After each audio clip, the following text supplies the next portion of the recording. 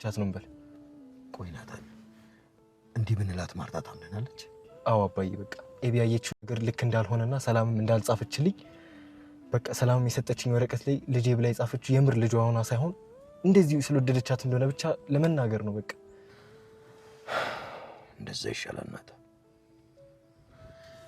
ትንሽ ጊዜ ካገኘው እኔ ራሴ ለማርታ እውነቱን አረጋግጬ እነግራታለሁ አባዬ በቃ ሰማኝ ለበጎ ከሆነ መዋሸት ጥሩ የሚሆንበት ጊዜ አለ እንዴ እማዬ አንድ ነገር ከምትሆን ይሄን የመሰለ ቤተሰብ ከሚፈርስ አባዬ በቃ ካደ ሰላም የጻፈችው ነገር ላይም እኮ ሰላም ልጅ ያለቻት የምር እናቷ ሆና ሳይሆን በቃ እንደ ልጇ ስላየቻት እንደዚህ ስለወደደቻት እንደሆነ ለማርታ ቀስ ብሎ ማስረዳት ነው ለኤቢም ደግሞ መንገር ነው አይዞህ አባዬ እንደዛ እናድርግ ይሄን ቤት እናተርፈዋለን በቃ ማንንም ይሄ ነገር ያጋጥማል እዚህ ምድር ላይ ደግሞ ፍጹም የሚባል ሰው የለም አንተ እንደዚህ አይነት ችግር ውስጥ ብትገባም እንኳን ትክክለኛ አባት ተምሳሌት አይዞህ አባዬ ይሄን ጊዜ ታልፈዋለህ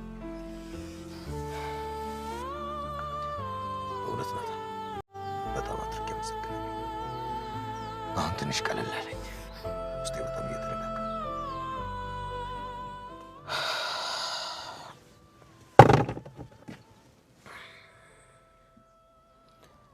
ማርታ ስልክ ደውላ ነበር በቃ ልደውልላት አንተም ሂድ እሺ አባዬ በቃ እንደተስማማ ነው አዲስ ነገር ካለ በቃ ሳውቀኝ እሺ ቻው አመሰግናለሁ ናታን እሺ አባዬ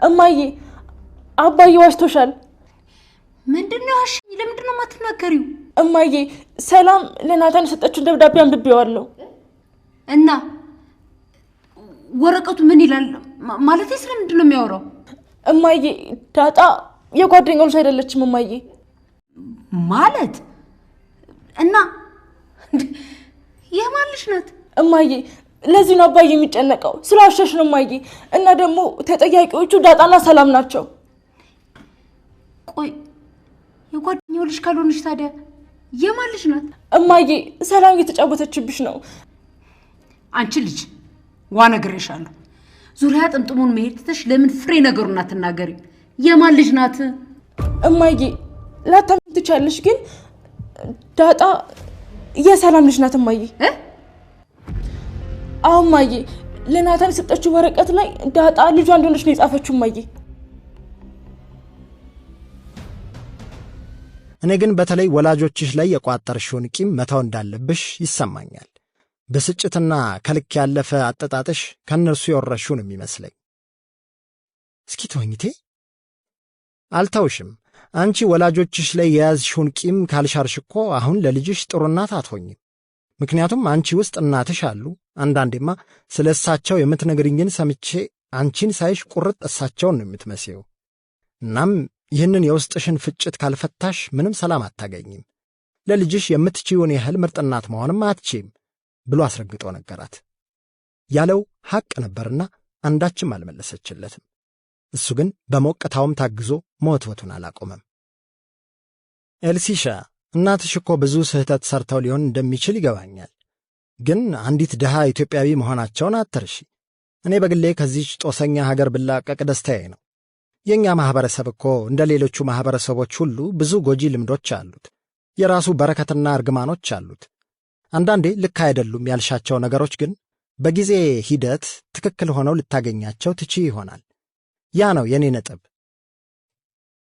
አቤ ዛሬ ምን አድርጊ ነው የምትለኝ አንተ ቆይ የኔ ችግር መቼ ነው የሚገባህ ተነፋረቀች እሺ በቃ አትቆጪ ትቼዋለሁ ግን አንድ ብሎ ንግግሩን ሳይጨርስ መርዕድ አይኖቹን እያሻሸ ከመኝታ ቤቱ ወጣ ኤልሳ ከወንበሯ እንደተሰየመች አንድዬ ልጇን እንደ ነገሩ አየችው አሁን አንድ ሐሳብ ኤልሳን እያስጨነቃት መጥቷል በቅርቡ ልጇ 5 ዓመት አልፎታል ማ እና ባ ከሚሉ ቃላት ሐጢሽ ከሚለው ማስነጠስና እኛ ከሚለቅሰው በቀር እስከዚህ ዕድሜው ድረስ ቃላትን መናገር አልቻለም ኤልሳና በጋዝ ከዛሬ ነገ መናገር ይለምዳል ብለው ቢጠብቁም ምንም የሚለወጥ ነገር ጠፋ መርዕድ መናገር ተስኖት ቀረ አውጥታ ባትናገረውም ኤልሳ አንድ የሚጎረብጥ ግምት በውስጧ ዝም ብሎ ይመላለሳል የውሸት መሐላ ጦስ ለልጄ ተረፈ የሚል ሐሳብ በተደጋጋሚ ይረብሻት ይዟል።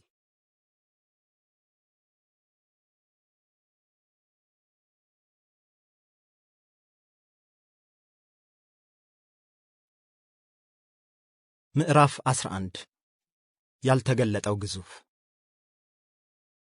ሳይኮአናሊስቱ ሶፎንያስ በጉም ሰረገላ ተንዶልድሎ ወደ 6ኛው ከተማ ዘለቀ። ከፊቱም 6ኛው ሐምራዊ የብርሃን ሰበዝ በራ። ከሰው ቀጠሮ የጊዜር ቀጠሮ ሆነና ከዕለታት በ6ኛዋ ቀን የነፍስን አብርሆት ሊለኩስ በማለዳ ከከዋክብት ስድሩ ኦሪዮን አርዮብ ጋር ተገናኘ። የተጻፉት ነገሮች ቅዠት አይደሉም። በሃይማኖትም ሆነ በመንፈሳዊነት ከፍ ብለው የዘለቁ አባቶች ይህንን ልዩ ጉዞ ተጉዘውታል። ለምሳሌነትም ቅዱስ አቡነ ሺኖዳ የመንፈስ ነጻነት በተሰኘው ድርሳናቸው የአርምሞ ገጠመኛቸውን እንደዚህ ብለው ይተርኩልናል። እንዲህ በሆነ ጊዜ በጸሎት ክፍሌ ብቻዬን እግሮቼን ዘርግቼ ወደ ላይ አንጋጥጬ ሳለ በዚያ ምሽት አንድ ክስተት ተፈጠረ። ይህም እጅግ እንግዳ ነበር። ራሴን ከመጠን በላይ አጨናንቄ ይሆን ወይስ ምናብ ዓለም ውስጥ ገብቼ በቅዠት ባህር ውስጥ እየዋኘሁኝ ይሆን? አሊያም እግዚአብሔር ራእይ ገልጦልኝ ይሆንን? ብቻ አላውቅም። የማውቀው በፊት የብርሃን መላእክት ማኅበር በክንፋቸው ተሸክመው ወደ ላይ ሲነጥቁኝ ብቻ ነው። ከበታቼ ያለችውን ምድር ስመለከት ቀስ በቀስ ክበቧ እየጠበበ እያነሰ ከዐይኔ ተሰወረች። ዳግመኛ የዓለም ብርሃን እየቀነሰ መጣና ጠፋ። ፍጹም ዝምታ ሆነ። እነሆ ሶፎንያስም የብርሃን ቅጥር ግቢ ውስጥ ሰተት ብሎ ገባ። ወደዚህ ስፍራ እንዴት እንደመጣ ያላወቀው ግዙፍ በር ሽቅብ የሾሉ ጦሮች በአልማዝ የተሞረዱ የዮጵ ወርቅ ዘንጎችን አልፎ መሰስ ብሎ ተከተተ። ቴምፖራል በተባሉት የአንጎል ክፍሎች የተከበቡ ሰብኮርቲካል አካላት ባዛል ጋንግሊያና የሊምቢክ ተምሳሌት ወደ ሆነው ቤተ መቅደስ ሲዘልቅ ብር የማይገዛው የከበረ ድንጋይ፣ የከበረ ጥበብ፣ ሩቢና ክሪስታሎች ተዘርተዋየ። ነፍስን የሚያሽቆጠቁጥ ልብን ስንጥቅ የሚያደርግ ውበት ተቀበለው።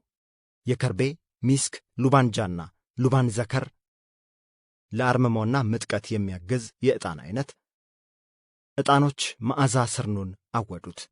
ዙሪያውን ቢያስተውል የእልፍኙ አውታራት በእልፍ ሻማዎች ተሽቆጥቁጠዋል።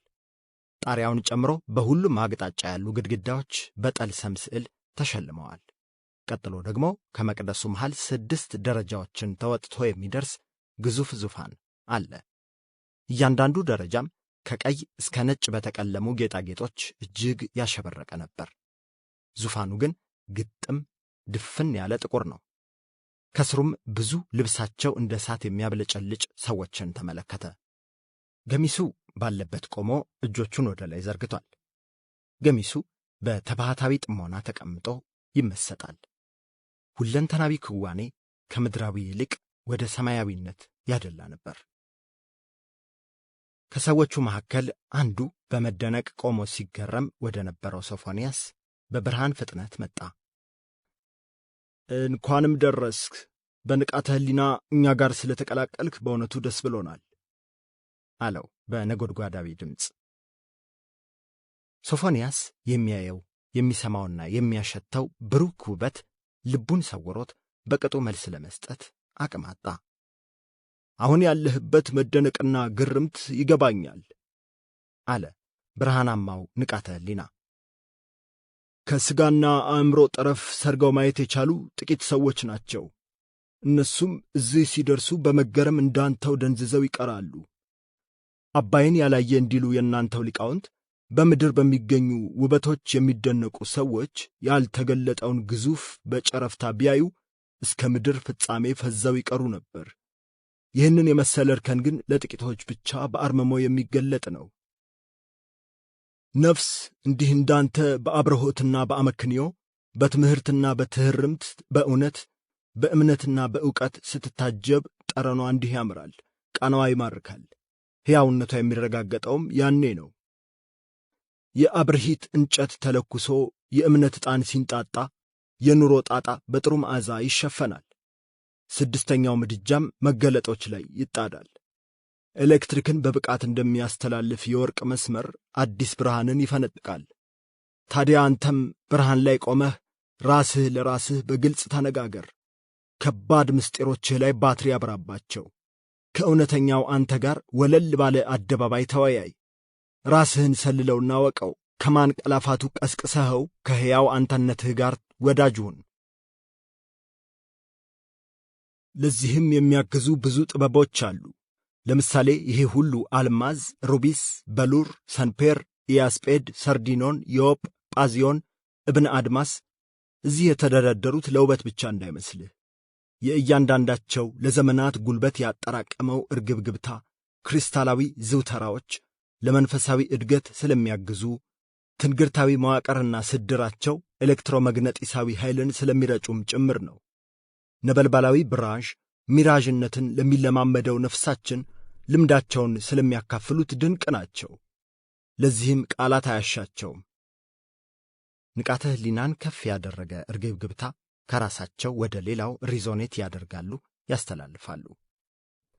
እነሆ ስድስተኛው ውስጣዊ እልፍኝ የማይለዋወጥ ጽኑ ሐሳብ ያዘለ የማንነታችን መለያ እውን የሆነው መንፈሳዊ ሰላማዊ ብርሃን ያለበት እኛነት ነው። እናም ይህንን ሐቅ ወቅ። ሁሉም ሰው ውስጥ ሊፈነዳ ያደባ ኮከብ አለ። በጥበብ ነቅተው የበሩ ሰዎች እኮ የዓለም ፀሐያት ናቸው። ታዲያ ሁሉም ሰው መለኮስን ካወቀበት ያበራል። ትክክለኛ ፀሐያት ደግሞ ሰው አያቸውም አላያቸውም ያበራሉ። በማሳወቅና በአርአያነት ሰዎችን ከጥበብ በሲራዊነት ይመልሳሉ። ታወቁም አልታወቁም የተሰወሩ ዐይኖችን ያበራሉ። እመነኝ፣ የእያንዳንዳችን እሳቶች እየነደዱ የሚጫወቱት ሚና አሌ የሚባል አይደለም። የተፈጠርነውም ካለ ምክንያት አይደለም። መሐይምነትም ላይ ሆነ የአውቃለሁ ትዕቢት ላይ የአርመሞን ብርሃን ማብራት አለብን።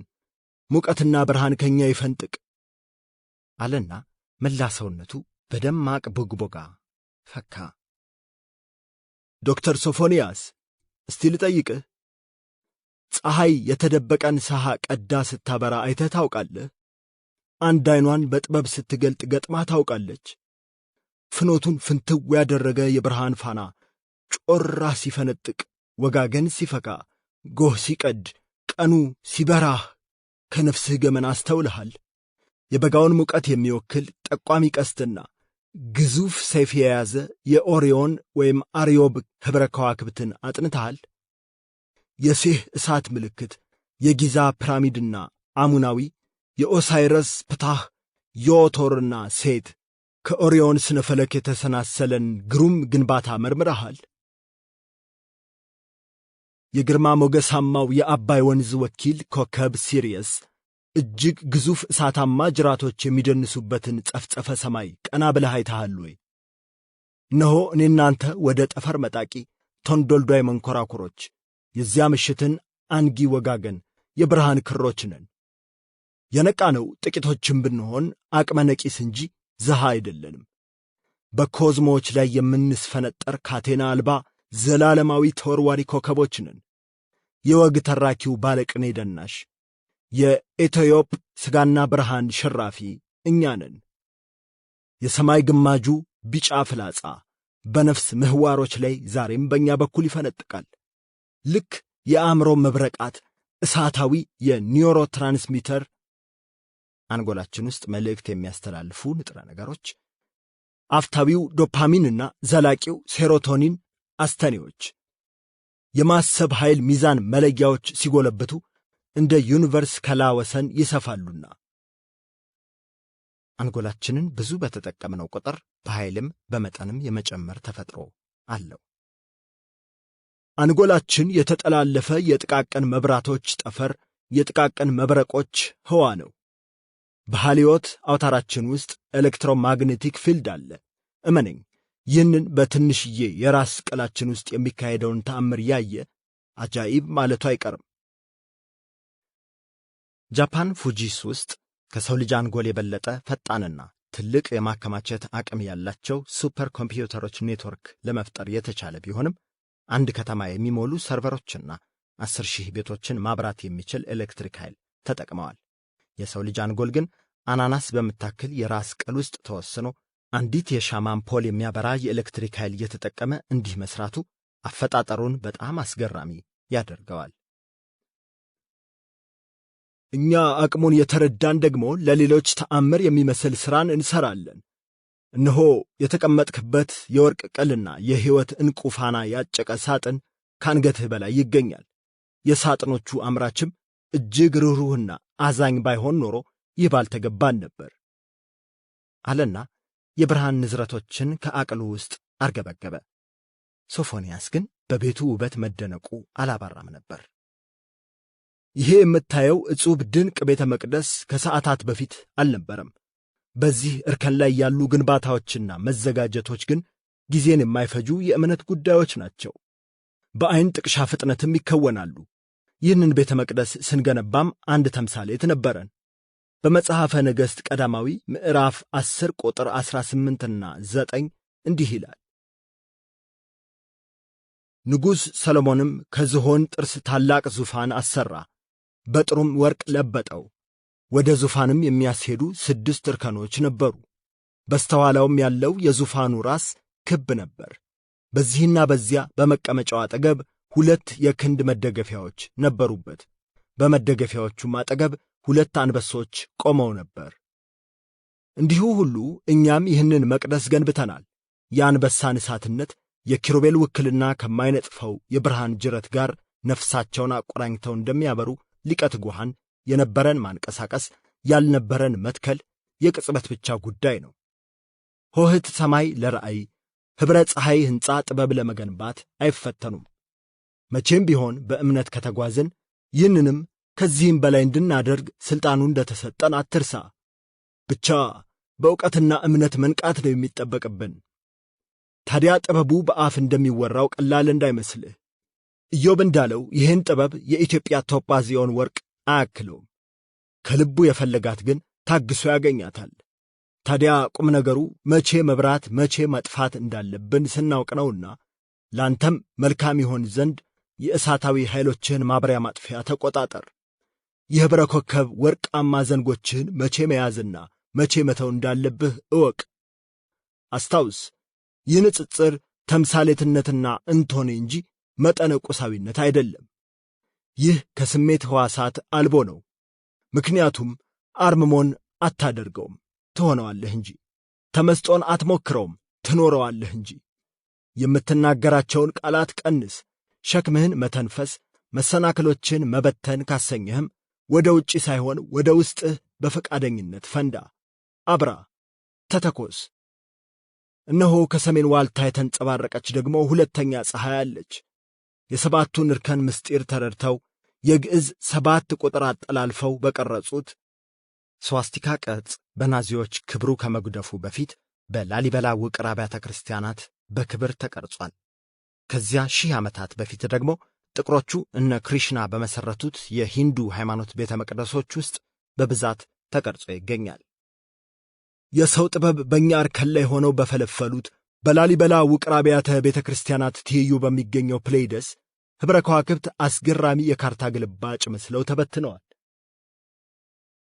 7ቱ ከዋክብት ላይጠፉ ያበራሉ። እኛም እዚህ ርግብግቢት ውስጥ ከገባን የወርቃማው ንጽራዊ ስድርን ሥርዓት ሳናጓድል በሰላማዊ ሽክርክሪት ላይ እንዋባለን። ታዲያ ውበታችን ለሌሎች በማብራታችን እንጂ በግል ምቾታችን ውስጥ አይደለም። ፀሐይ ለራሷ በሚያንገበግብ ቃጠሎ ውስጥ ሆና የእኛን መራብ መጨለምና መብረድ ትከላከላለች። ሻማ ራሱ እየቀለጠ ብርሃኑን ሲለግስ፣ አንፖል ደግሞ እየበራየ ብርሃኑን ሲለቅስ መች ድምፅ አውጥተው አማረው ያውቃሉ? የሰው ልጆች ግን በጭላንጭል አበርክቷቸው እንደ ተራራ ይኮፈሳሉ። ይህም ከዕውቀት አልባነትና ከአርምሞ ከመራቅ ምክንያት ይመነጫል። እርግጥ እውነት መናገርና የዋህነት የአብርሆት መገለጫ ሊሆን ይችላል። ዋናው አብርሆት ወይም ንቃተ ሕሊና ማለት ግን የሕፃንነትን የዋህነት ሳይለቁ የጠቢብን ዕውቀት ማካበት መቻል ነው። ዝቅ ብለህ ካዳመጥህ ከፍ ያለ ሀልወታዊ ጥበብን ትቀስማለህ፣ ለሌሎችም እንደ ታዛ ታበራለህ አልና ፍላጻው ኦርዮን የሶፎንያስን ዐይን አበራለት። ሶፎንያስ በበኩሉ በዚህ አስገራሚ የብርሃን ጉዞ እየሾረ ሳለ በቅርቡ ያዳመጠው የባለቅኔ አያሞሌ ግጥም ትዝ አለው። እንዲህ ይላል። ከየማዕዘናቱ የተመመ የሚናጠውን የብርሃን ዥረት ተከትዬ የተንጣለለ ወርቃማ የሕይወት ውቅያኖስ ደረስኩ። ግን ከድንጋጤ ሳይሆን አይቀርም ከመገረሜ የተነሳ ደፈረስኩ። ድምፅ በማይሰማበት የጸጥታ ምህዋር ልሳኑ አለተርጓሚ እየተፈታልኝ አቀበለኝ። አንዳች ነገር ዳግመኛ የማይነገር ውብ አገር። ሕዋሶቼ በአርምሞ ተመስጠው እያንዳንዷን ክስተት ሲያስተውሉ ድንገት ተፈታው። እነሆ እሳታማው የድምፅ ጎርፍ ወደ ሶፎንያስ መፍሰሱን ቀጠለ። እናማ አንድ ማወቅ ያለብህ ሌላ ነገር በዚህ ዘመን ዓለምን ግራ የሚያጋቡ ታሪካዊ ቅርሶች የተገነቡት በመሰል ምስጢራዊ ጥበብ ነው። የፒራሚድና ላሊበላን እንደነገርንህ ሁሉ በአክሱምም ይህ ጥበብ ተንጸባርቋል። በአራቱ የፍጥረት መሠረታዊያን መሬት፣ እሳት፣ ውሃና ንፋስ የተገለጠ ሰባቱን እርከን 5 ጊዜ 7 35 እንደመሆኑ የአክሱምም ሐውልት በ35 እርከኖች ተወቅሯል። እነዚህ ደረጃዎች ከ34ቱ የአከርካሪ አጥንቶቻችንና ኅብረ ሰረሰራችን ውቅሮች ጋር ተመሳሳይ ናቸው። እነዚህም ለመንቃት ያደፈጠውን የኩንደሊኒ ወይም ስርነ ሰረሰር ኃይላችንን ይወክላሉ። ከታችኛው የጅራትና ፍትወታዊ የስሜት እርከን እስከ ላይኛው የአርምሞ ጵንኤል ደረጃ የተዘረጋ እሳታዊ ሥርዓት ነው። የነርቭ መድብሎች ወይም ፕሌክሰስ በየእርከኑ ላይ ይገኛሉ።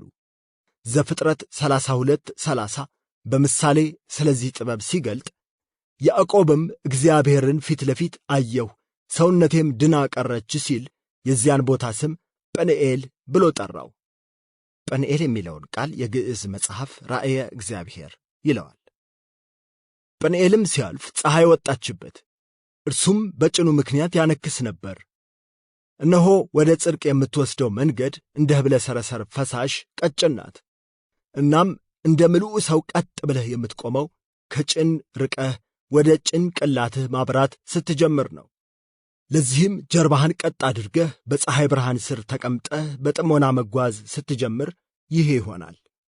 እነሆ አሁንም ከዚህ ቴምፖራል የማዘዣ ማዕከል ወደ 7ኛው ጵንኤል ተጓዝ። እኛም እናጅብሃለን፣ ይህንንም እናውቃለን። አንድዬ እንደጀመረው እስኪጨርሰው ድረስ ሁሉም ነገር በእርግብግቢት ውስጥ ይቀጥላል። እኛ ተመሳጮች ግን ለዘላለም በማይናወጠው መሠረት በጀማሪውና በጨራሹ አብሪ ፍላጻ ላይ ራሳችንን አጽንተን በእርግብግቢቱ ላይ እንዘወትራለን። በዘላለማዊው ከራማ ደካማ የሰው ልጅ ብቻ መሆንህንም ትረዳለህ። ለመፍረድ አቅም እንደሌለህ ስታውቅ ለዳኝነት አትቸኩልም። ኀጢአተኛ ያልከው ላይ ድንጋይ ለመወርወር ፍጹም ቅዱስ እጆችም የሉህምና ፍርዱን በሰማይ ላለው ዳኛ ትተዋለህ። ይህን ካወክ ዘንዳ ሌላውን ተዋውና የአምስተኛው እርከን መቅደስ ወደ ሆነችው ልብህ አተኩር። አምስተኛው ጉዞ ከአንጎል ወደ ልብ የሚደረግ ነው። ብርቱዋ ልብ የሰውነት የውሃ አስተዳዳሪ ነች። ከተወለድክ ጀምሮ እስክትሞት ድረስ አታርፍም። ሥራዋን አክብራ የማያቋርጡ የአንጎል ትእዛዞችን በትሕትና ተቀብላ በጽናት ትታትራለች። የሰውነታችን 1/3 መጠን የሚይዘውን ደም ታስተናብራለች። እነሆ የውሃ ቅኔና ጥበብ በዚህ አለ። ሰው ልብ ግዛ፣ ልብ በል፣ ልብ አድርግ፣ ቀልብህን ሰብስብ ሲባል ሐረጉ ከጀርባው ሰፊ ትርጓሜን አዝሎ እናገኘዋለን። ከሕይወት ጅረቶች የሚንፏለሉት ደሞች የመኖራችን ዋልታዎች ናቸው። የዝውውር ሥርዓታቸው ከተዛባም ጤንነታችን ይጓደላል። ደም ማነስ፣ ደም ብዛት፣ ደም ግፊት፣ ደም መርጋት፣ ደም አለመርጋት፣ ደም ብክለት፣ ደም ካንሰር ወዘተ እያልን ደዌ እንቆጥራለን። ልብ መምታት ሲያቆምም ሐኪሞች ታማሚን ሞተዋል ትላላችሁ። እንዲሁ ሁሉ ለመሬት ውሃ አካላት ጠንቅ የሆነው ደዌ የሰው ልጅ ነው። ምድርንም አሳመሟታል። የሰው ልጅ ምድር ላይ ሲኖር ስነ ምግባር ከጎደለው በዓለም ጎርፍና ከፍተኛ ሙቀት፣ አደጋና ቸነፈር ይበዛል። ውሃ አየርና አፈሩን በማን አለብኝነት ከበዘበዘ የራሱን ፍጻሜ ያፋጥናል። እስኪ ለተምሳሌት አንድ የውቅያኖስ ግፍ ላሳየህ አለችና ሞያ ሶፎንያስን ከማዕበል ግልቢያ በፈጠነ ሽምጠጣ ከቀድሞ የኢትዮጵስ ከአሁኑ የአትላንቲክ ውቅያኖስ ጠረፍ ወሰደችው። እጅግ ግዙፍ የሆኑ መርከቦች አንድ የኳስ ሜዳ የሚያህል መረብ ጥለው ዓሣ ሲያጠምዱ ተመለከተ። ይልቁንም ሞያ በሐዘን ሰውነቷን ሲንዘፈዘፍ አስተዋለ። በቁጭት ተሞልታ እያየችው መናገር ጀመረች። ያኔ አባበላይ እንዳጫወቱህ የዓለምን 90% ኦክስጂን የሚያመርቱት በትላልቅ ውሃ አካላት ውስጥ የሚገኙ ውሃ አቅላሚ አልጌዎች ናቸው። ይህም እንዲሳካ ከፍጥረት ጀምሮ ባህር ውስጥ ያ ሁሉ ሕይወት በዝምታ ይዘወትር ነበር። የተፈጥሮን የክብዮሽ ሥርዓት አክብሮ ሲደጓጎም ዘልቋል። እንደ ዓሣ ነባሪ ያለ ትልልቅ ዓሣ መካከለኛዎቹ እንደ ሻርክ ያሉ ዓሣዎች ደግሞ ትናንሹን በሚበቃው ልክ እየበላ የሚጥለው ተረፈ ምርትና ብስባሽ የውሃ አቅላሚዎች የምግብ ምንጭ ሆኖ ያገለግል ነበር። ነገር ግን የማይጠረቃው የሰው ልጆች ሆድ ዓሣን የሚመገብበት ስግብግብነት ይህችን ዓለም በቅርብ ዓመታት ውስጥ ለሰው ልጅና ለፍጥረቷ የማትመች ፕላኔት ሊያደርግ ከጫፍ ደርሷል። ድሮ ዓሣ አጥማጅ የሚበቃውን ለመያዝ በዝምታ በዘረመትራን ዓሣ የሚያዝበት መግለቦ ዓሣ እያጠመደ ቀኑን ይውላል። የዘመኑ ማሽን ግን ውቅያኖሶችን እያራቆተ ይገኛል። የምድርን ደም እየበዘበዘ ዓለም ደም ማነስ፣ ደም ግፊትና ደም ብክለት አጋጥሟታል። ኔትፍሊክስ የተሰኘው የበይነ መረብ ተቋም በሠራው ሲስፓይሬሲ የተሰኘ ኦሪጂናል ጥናታዊ ፊልም መሠረት የምድር ባሕሮችና ውቅያኖሶች ላይ 5 ሚሊዮን ዓሣ አጥማጅ ግዙፍ መርከቦች አሉ። በተለይ ለቱና የሚፈለጉ ዓሣዎችን ካለ ገደብ የሚያፍሱት እነዚህ መርከቦች በዓለም ላይ ይገኙ የነበሩ የዓሣዎችን መጠን ከ80 እስከ 90% በላይ ጨፍጭፈዋል። ለምሳሌ ብሉፊን የሚባለው ለቱና ሰርዲን ተመራጭ ዓሣ 97 በመቶ ቁጥሩ ተመናምኗል። ክንፋቸውን ቆርጦ ለመብላት ብቻ በዓመት 50 ሚሊዮን ሻርኮች ይገደላሉ። ሻርኮች የሉም ማለት ደግሞ በሻርኮች ይበሉ የነበሩ ዓሣዎች በጣም ስለሚበዙ ካርቦን ሞኖክሳይድ አስወጋጅ ኦክስጅን አምራች አልጌዎች ተሟጠው ያልቃሉ ማለት ነው። ያኔ ምድር ትሞቃለች፣ የዋልታ ፖላር በረዶዎቿ ይቀልጣሉ። ዓለም ላይ የምናያቸው ጎርፍ፣ ሙቀት መጨመርና የተፈጥሮ አደጋዎች ከዚህ የሚመነጩ ናቸው። የሚያሳዝነው እነዚህ መርከቦች ለምግብ የሚሆኑ ዓሣዎችን ለማጥመድ የሚዘረጓቸው እጅግ ሰፊ መረቦች ለመብል ከሚፈለጉት ዓሣዎች በተጨማሪ የማይበሉ ዓሣዎችንም ይዘው ይወጣሉ። እነዚህ ዓሣዎችም ካላንዳች ርኅራኄ እንዲሞቱ ተፈርዶባቸው ወደ ባህር ተመልሰው ይጣላሉ። በአንድ ሰዓት ከሚጠመዱ 30,000 ዓሣዎች 15,000 እንደ ተረፈ ምርት አብረው የሚያዙና አስከሬናቸው ተመልሶ ወደ ውሃው የሚጣሉ ናቸው። በሌላ በኩል ጃፓኖች አሁንም የምድራችን ሕይወት አለኝታ የሆኑ ዓሣ ነባሪዎችን እየገደሉ ይሸጣሉ። እዚህ ጋር ሌላ ሳይነሳ የማይታለፍ አስደንጋጭ እውነታ ደግሞ ውቅያኖስና ባሕሮቻችን አጭቀው ምድርን እያሳመሙ ካሉ የፕላስቲክ ምርቶች መካከል 43 በመቶ የሚሆኑት ከእነዚህ ዓሣ ጨፍጫፊ መርከቦች የሚጣሉ ተረፈ ምርቶች የፕላስቲክ መረቦችና ገመዶች ናቸው። አንድ ጥናት እንዳሳየው በየቀኑ ከየመርከቦቹ የሚጣሉት እነዚህ የላስቲክ ክምችቶች በቀን ምድርን 500 ጊዜ መዞር የሚችል ርዝማኔ አላቸው። ሳይንቲስቶች በዚሁ ከቀጠልን ምድር ከግማሽ ክፍለ ዘመን ያነሰ ዕድሜ እንዳላት እየነገሩን ነው። ባጭሩ ብር አምላኪ ካምፓኒዎች ዓለምን እየገደሏት ይገኛሉ። እነሆ ተፈጥሮም እየተቆጣች ከተሞች ሲጥለቀለቁና ደኖች ሲነዱ በዓይኖቻችን እያየን ነው። ለመሆኑ ከርስና ስሜታችንን ከመግታት ሞትን የምንመርጥ እረኛስ ምን ጉድ ነን? ታዲያ የሚያሳዝነው ይሄን ሁሉ እያዩ ራሱ እንዳላዩ የሚያልፉት ይበዛሉ። ብዙሃኑ ልቦናቸው ተዘግቷል። ተቆርቁረው የሚናገሩ ጥቂቶችም ቢኖሩም የሚሰማቸው ግን አላገኙም። ምክንያቱም የሰው ልጅ ሰው መክሮት ነገሮችን ካደረገ የተሸነፈ የሚመስለው ከንቱ ፍጡር ነው። ነገሮችን የሚያደርገው ውስጡ ሲገፋው ብቻ ነው። ጥያቄና የትርጉም ማጣት ፍርሃቱ ሲበረታ ብቻና ብቻ ግን የበለጠ ትርጉም ያለውን ሕይወት ያነፈንፋል። ይህንን ጥያቄውን ለመመለስ ብቻውን መሆን የማይጎረብጠው ሰው ደግሞ ጠንካራ ስብዕና ያለው እንደሆነ አትርሳ። ማንም በጣም ስለ ጮኸ በጣም አይሰማም። እናም ከድምፅህ ይልቅ የሚሰማ ማንነት መገንባት ላይ አተኩር። ልታይ ልታወቅ ያለ ሰው መሬት የሚረግጥ ሥራ መሥራት ላይ እስከዚህም ስኬታማ አይደለም። ሙያ በልብ ነው እንዲሉ የጠቢባኑ ከልብ የተብላላ ሐሳብና ዕቅድ ብቻ ያጸድቃል። ከመልካም ሥራ ሁሉ ትልቁ ደግሞ ተደርጎ ያልተወራ ሥራ ነው። መልካም አድርገህ ዝም ማለት አማኝነትን ይሻል። ስለ ሥራህ ከሚሰማ የሰው ጆሮ ቁጥር በላይ ወሰን አልባው የውስጥህ መንፈስ ጋር መግባባት ይበልጣል። ያኔ የራስህን ዋጋ በሰዎች እይታ ሳይሆን በሕሊናህ ሚዛን ትወስናለህ። ከትርፍና ዕውቅና በፊት አበርክቶትና ዓላማን ለማስቀደም ታዲያ ለብቻ መብሰል ግን አስፈላጊ ነው። ወትሮም ማታ አብረህ የምተኛው ከሕዝብ ጋር ሳይሆን ከሕሊናህ ጋር ነው። ከብዙዎቹ መንገዶች መካከል ታዲያ ዕድሜ አንዱ የብስለት መፍቻ ቁልፍ እንደሆነ በርካቶች ይስማማሉ። በዚህ ጉዞህ የገጠሙህ የምናብ መምህራንም ሸምገል ያሉ ናቸው አለችና የለዛ ዘለላ አሳየችው። ለጥቃም እኔ ግን በመጨረሻ ይህን እልሃለሁ፣ ከዕድሜህ ሸምግልና በፊት በአስተሳሰብህ ሸምግል። በአስተሳሰብህ ስትሸመግል ደግሞ ምራቅህን ብቻ ሳይሆን ቃልህንም ዋጥ ታደርጋለህ። ድርጊትህም ፍጥረትን በሙሉ ያገናዘበ ይሆናል። ይሄው ነው አለችና አስተምህሮዎቿን ፈጸመች። በግልጽ ከኔ 5ኛው የውሃ ማማ ጥበብን አጥምደሃል። 5ኛው ቀን ተገባዶ መሰነባበቻችንም ደርሷል። እነሆ አሁን ጅረቴ ላይ ታንኳህን አስግረህ ወደ ውስጥህ ቅዘፍ፣ ጥለቅ፣ ወደ 6ኛው እርከንም ተጓዝ አለችና ሞያ በውሃዋ ቀዝቃዛ እንፋሎታዊ ትነት በኩል ወፍራም ጉም ዘርግታ ሶፎንያስን ያስጋለበች ታከንፈው ጀመር። ሌኩን ማን ሊጠራኝ ይችላል በሚል ጥያቄ ግራ እየተጋባ ወደ ጎብኚው አቀና። ሕመሟ ከመጽናቱ በፊት ተመላልሳ የምትጠይቀው ሜሮን ብቻ ነበረች። በተደጋጋሚ ከአጥሩ ባሻገር ቆማ አይኑን እያየች አንብታለች። የአእምሮ ጭንቀት ድባቴዋ እየናረ የመውለጃ ጊዜዋም ሲቃረብ ግን እስር ቤት እየመጡ እሱን ማየት የሕመሟ ማባባሻ ስለሆነባት ቀረች። ከዛሬ ነገ ትመጣለች እያለ ለዓመታት ደጅ ደጁን ቢያማትርም እልም ብላ ጠፋች። ምስኪኗ አፍቃሪው ሜሮንና በጽንሷ የያዘችው የአብራኩ ክፋይ መጨረሻቸው ምን እንደሆነ ሳያውቅ ቀናት ተቆጠሩ። ጭንቅ ጥብብ እንዳለው ነፍስ የሚያከስም ደም ስር ውስጥ ሰርጾ የሚሰቅዝ ናፍቆትና ጥያቄ ተፈራረቁበት። ቀናት ሳምንታትን፣ ወራት ዓመታትን በተኩ ቁጥር የሜሮን ውድነት ይበልጥ ገባው።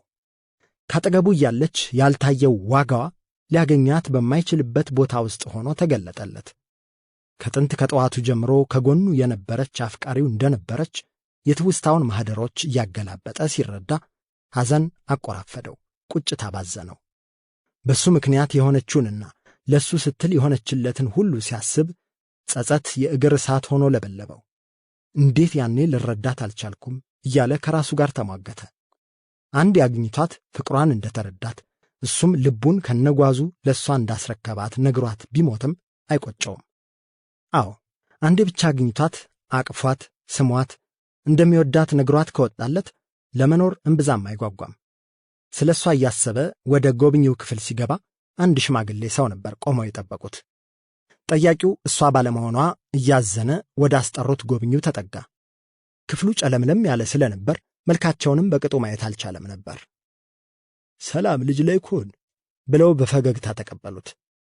ሰላም ጤና ይስጥልኝ አለ ሌኩን እንዳላወቃቸው በሚያሳብቅ ማመንታት። እኔ አባ በላይ ይባላለሁ። በምን መልኩ እንደማውቀህና ምን እንዳገናኘን ሌላ ጊዜ አወጋሃለሁ። ለዛሬ ግን አንድ አስቸኳይ መልእክትን ላደርስህ ነው አመጣጤ አሉና በጥሞና አስተዋሉት። ሌኩን ምኑም ሳይገለጥለት በአጸፋው ተገትሮ ሲያያቸው ቀጠሉ። ከ3 ቀን በኋላ ልክ በዚህ ሰዓት አንድ የፍንዳታ ድምፅ ትሰማለህ። ያኔ ካለምንም ማመንታት ከክፍልህ ውጣና በግራ በኩል በምዕራብ ወዳለው የኤሌክትሪክ አጥር አቅጣጫ ሩጥ። ከዚህ ስፍራ መውጫህ በዚያ ነው አሉና መልሱን ሳይጠብቁ ጀርባቸውን ሰጥተውት ሊሄዱ ሲሉ ቆይ እንጂ እንዴት ነው ነገሩ አለ ሌኩን። ዞር ብለው ተመለከቱት። ማንነትዎን ምን እንደሚፈልጉ ሳላውቅ ምን አይነት ድፍን ያለ ትእዛዝ ነው የሚነግሩኝ? ለምን ብዬ ስላምኖት እችላለሁ ብሎ አስረግጦ ጠየቃቸው። እሳቸውም ትንሽ ሐሳብ ባደረጉና ጥያቄውን ባጭር ጥያቄ መለሱለት። ሜሮንን ታውቃታለህ? ሌኩን ይህንን ስም ሲሰማ የሆነ ነገር ውርር አደረገው። ሰውነቱ በሙሉ በአዲስ ሞቃት ኃይል ተሞላ። ካፍታ ቆይታ በኋላ እሺ ዘጋጃለሁ አለ በንቁ ስሜት። ጎብኚው ሽማግሌ ፈገግ ብለው አስተውለውት ወደ መውጫው በር አመሩ። ይህ በሆነ በ3ኛው ቀን ልክ ሌኩን በአንድ ሽማግሌ በተጎበኘበት ሰዓትና ደቂቃ በቃሊቲ እስር ቤት የምስራቅ አጥር ስር ከባድ ፍንዳታ ተሰማ። የጥበቃ ሠራተኞቹ ፍንዳታው ወደ ተከሰተበት ቦታ ተንጋግተው ሄዱ። ዳጎስ ካሉ ዓመታት በፊት ምሽት 2 ሰዓት ጨው በረንዳ። ክረምት ጸደይን ነግቢ እያለች የምታሽኮረምምበት የቡሄ ወቅት ነው። በጨው በረንዳ መንደር ሕይወት እንደወትሮ ቀጥሏል። ፀሐይ ማንም ሳይጠልዛት እንደ ኳስ እየተንከባለለች በየቀኑ መውጣት መግባቱ አልታከታትም። ኤልሳ ከማኅበረሰቡ እንደተኳረፈች ዓመታት ነጎዱ። አብዛኛው የመንደሩ ኗሪ እውነት ብሎ የያዘውን የሕይወት መንገድ እያጠጋገነ ነበር፣ አልሰለቸውም። ለእሷ ግን ይህ ሁሉ ሂደት ዛሬም አይዋጥላትም። አንዳንዴ እዚህ ሰፈር ባልተወለድኩ ኖሮ ብዬ አስባለሁ አለችው አበጋዝን አንድ ምሽት ውስኪያቸውን እየተጎነጩ ከሰገነት ላይ ተቀምጠው ሳለ። ጨው በረንዳ ሰፈር ከፊታቸው ወለል ብሎ ተዘርግቷል። ለምን እንደዛ አልሽ? አለ አበጋዝ አንገቱን ልጥጥ አድርጎ በከፊል ኤልሳን በከፊል ሰፈሩን እያየ። በቃ ኗሪውን ሳየው ምንም አይጥመኝም። ለነገ የተሻለ ስኬትና ሀብትን ማየት የማይችል ድኩማን ሕዝብ ይመስለኛል አለችና በብርጭቆ ያለውን ውስኪ እያሽሞነሞነች ጸጥ አለች። ከቅርብ ጊዜ ወዲህ የመጠጥ ፍጆታዋ ጨምሯል። እኔም በሐሳብሽ እስማማለሁ። ይህን ቤት ሽጬ ሰፈር ለመቀየርም እያሰብኩኝ ነው። ግን ለምን ይመስልሻል የሰዎች አኗኗር እንዲህ የሆነው? እኔ ምኑን አውቄው አቤ ሳቃለች። አበጋዝ ካነበባቸው ጥቂት የስነ ልቦና መጽሐፍት የቃረመውን ዕውቀት አዋቅሮ ሊያስረዳት መሞከር ጀመረ። የሚመስለኝን ልንገርሽ። ማንኛውም ማኅበረሰብ የግለሰቦች ጥርቅም ነው። ግለሰብ ደግሞ ያዘለው አስተሳሰብ ካስተዳደጉ ይመዘዛል። ማንኛውም ጎልማሳ ሰው የሕፃንነቱን ልጅ ነው እንዲሉ የስነ ልቦና ባለሙያዎቹ ሁላችንም ያደግንበትን እንመስላለን። ትልቅንም ትንሽንም ሰው ልጅነቱ ይወልደዋል። እኔ እውነትና ትክክል ብዬ የያዝኩት ሐሳብ፣ እምነት፣ ወግ፣ ልምድና ባህል በአብዛኛው ተወልጄ ካደግኩበት አካባቢ ይቀዳል። ለምሳሌ አንቺ እልም ያለ የአማዞን ጫካ ውስጥ ተወልደሽ ቢሆን ኖሮ ራቆትሽን የምትሄጂ ኢአማኝ ልትሆኚ ትችይ ነበር። አሊያም አንድ የህንድ ገጠራማ መንደር ውስጥ አድገሽ ቢሆን ሌላው ቀርቶ ሃይማኖትሽ ራሱ የተለየ ይሆን ነበር። አንተ ደግሞ ኧረ በስመ አብ በል፣ ምንድን ነው የምታወራው? ከት ብላ ሳቀች። የምሬን እኮ ነው። እንዴት መሰለሽ፣ አንድ እከሌ ወይም እከሊት የተባለች ሰው የኔ የምትለው አብዛኛው መገለጫዎቿ ከሌላ ሰው አይታ ሰምታ ተምራ የቀዳቻቸው ናቸው። በተለይ ደግሞ ቤተሰብሽ አንቺ ላይ ያለው ተጽዕኖ ተነግሮ የሚያልቅ እንዳይመስልሽ። የቤተሰብን ነገር እንኳን ተው። ድንገት መሳቋን ትታ በነገር ተብሰለሰለች። ብዙ ደስ የማይሉ ትዝታዎች እንዳሉሽ አውቃለሁ አላትና በጋዝ አተኩሮ ተመለከታት። ወደ ውስጧ የሰመጠ ምስጢሮቿን የሚመረምር መስሎ ስለተሰማት ፊቷን መለሰች። ኤልሲ